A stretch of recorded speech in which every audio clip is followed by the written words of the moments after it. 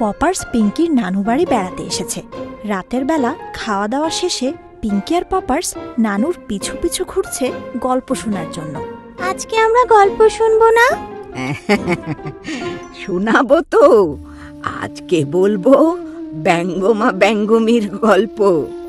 এক গায়ে ছিল জেলে আর জেলের বউ, খুব কষ্টে দিন পার করে। একদিন জেলে গেল মাছ ধরতে। জেলে খুব মন খারাপ করে বলে, কি পোড়া কপাল আমার, একটি মাছও জুটলো না। এমন সময় বিরাট দুটো পাখি এসে জেলের নৌকায় বসে। জেলে খুব অবাক হয় এত বড় নীল পাখি দেখে। পাখিরা কথা বলে ওঠে, আমি ব্যঙ্গমা। তখন জেলে বাড়ি ফিরে সব কথা বলে ওর বউকে। পরদিন ভোরবেলা ঘুম থেকে উঠে বিশাল একটা মাছ দেখতে পায় ওদের ভাঙা ঘরের সামনে। দুজনে মহা খুশি, আর সেই মাছ বাজারে বেচতে যায় জেলে।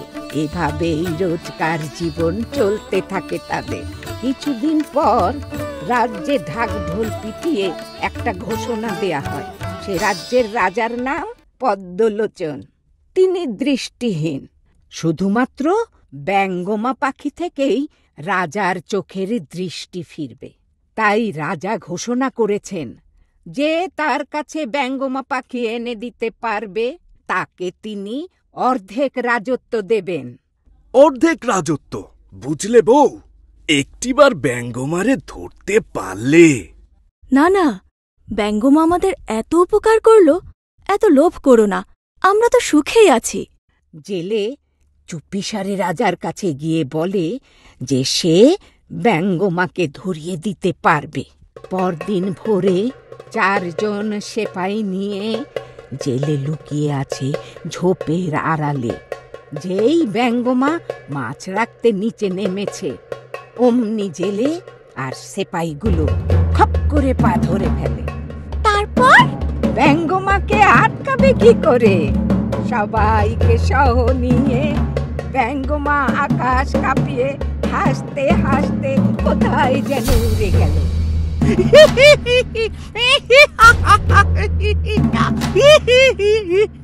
জেলে আর সেপাইরাও গেছে হারিয়ে, আর গল্পও শেষ হলো।